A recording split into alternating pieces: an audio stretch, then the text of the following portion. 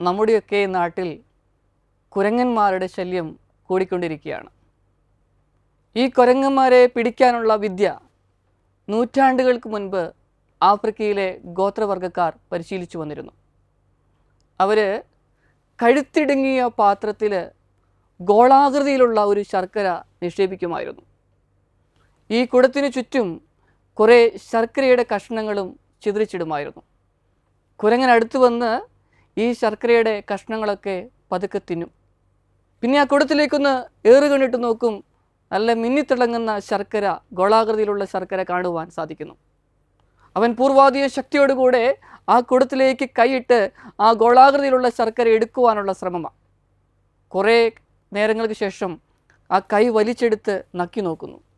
ഭയങ്കര മധുരം. വീണ്ടും അവൻ ആ കുടത്തിലേക്ക് കൈയിട്ട് ഇതെങ്ങനെയെങ്കിലും പിടിച്ചെടുക്കാനുള്ള ഒരു ശക്തി, ഒരു ശ്രമം നടത്തുന്നു. അവിടെ അവനത് കൈവിടുവാനായിട്ട് തയ്യാറാകുന്നില്ല.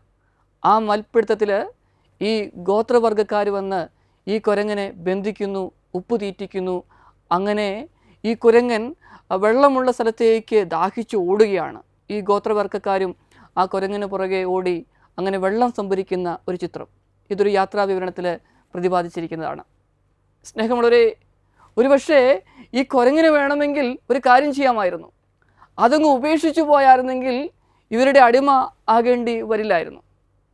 നമ്മുടെയൊക്കെ ജീവിതങ്ങളിൽ ഞാനും നിങ്ങളുമൊക്കെ ചെയ്യുന്ന ചില കാര്യങ്ങളുണ്ട്.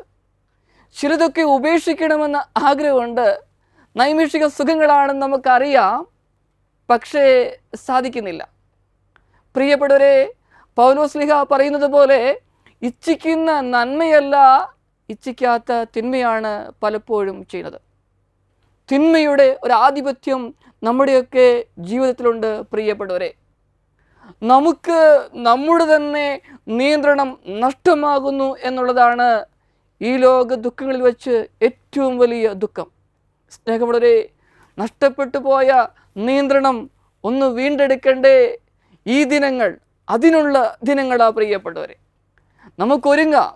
എവിടെയാ കുറവ്? എങ്ങനെയാ നേടേണ്ടത്? കണ്ണുനീരോട് പ്രാർത്ഥിച്ചാൽ, പ്രായശ്ചിത്തങ്ങൾ അനുഷ്ഠിച്ചാൽ പ്രിയപ്പെട്ടവരെ, നമുക്ക് നമ്മുടെ നിയന്ത്രണം വീണ്ടെടുക്കുവാനായിട്ട് സാധിക്കും. പ്രത്യാശയുടെ ഒരു പൊൻകിരണം നമ്മോട് കൂടെയുണ്ട്. അതേ സ്നേഹമുള്ളവരെ, നമ്മുടെ ദൈവത്തിൽ നമുക്ക് ആശ്രയിക്കാം. എല്ലാ ആധിപത്യങ്ങളെയും കീഴടക്കി നമുക്ക് മുന്നേറാം. ദൈവം നമ്മെ അനുഗ്രഹിക്കട്ടെ.